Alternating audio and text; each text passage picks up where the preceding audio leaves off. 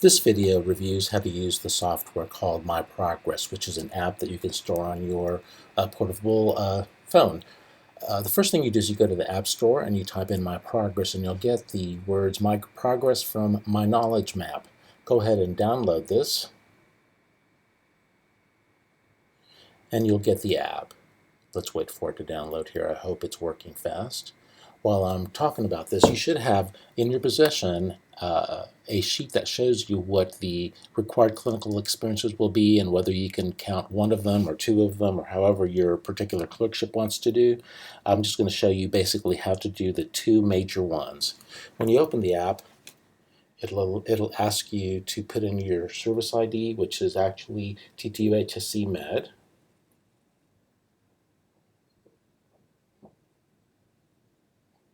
Once you're done with this, it'll get to your username and password. Your username is the first letter of your first name and then your last name. And your password is change-me123.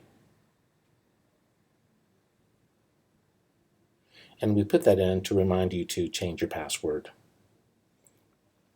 Once you log in, you'll notice that the first thing that it's going to do is give you a little welcome screen, and it'll guide you through all of the things that you need to do, but I'm just going to skip this. I would go ahead and look at it, but let's go ahead and skip it. And the first thing it's going to do is to sync, and when it syncs, what it does is it finds out what assessments are available for you. And on here, I really just have a couple of things, which is observed H&P and the general internal medicine topic.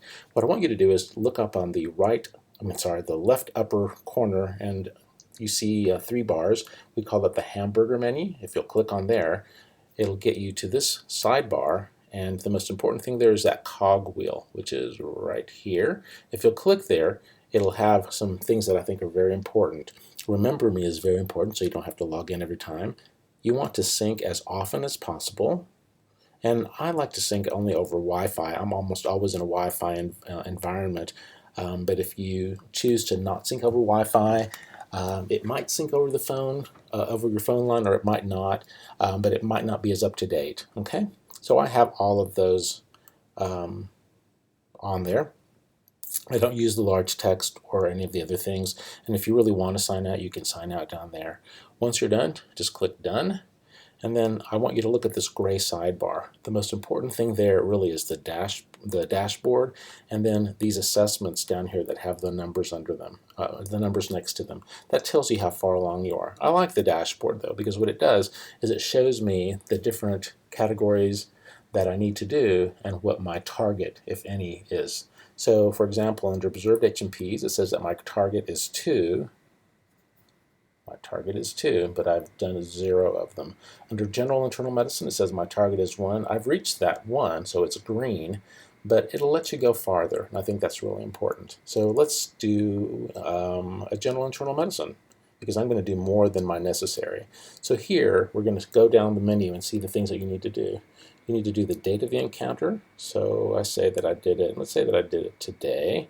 Make sure that you close this drop-down menu. So anytime you open a drop-down menu by clicking on it, you want to make sure you close it or it won't let you go farther down. For your medical record number, we want you to add the medical record number. If it's a simulation case, just put in a bunch of zeros. So you want to save it. The next thing it does, it says location. So under select location, you click on there to have it. And I'm going to say that it was outpatient, so then I'm going to close it. And then my role in the patient care. So I did a history, I did a physical exam, I was quizzed on the differential diagnosis, and I did an oral presentation. And then I did have some critical thinking discussion. We did that as a group. For internal medicine, and some of the cases, if you're involved in very intense discussion during checkout rounds or doing internal medicine rounds, you can put in that you did critical thinking or discussion. If you performed a procedure, you want to click here that you performed.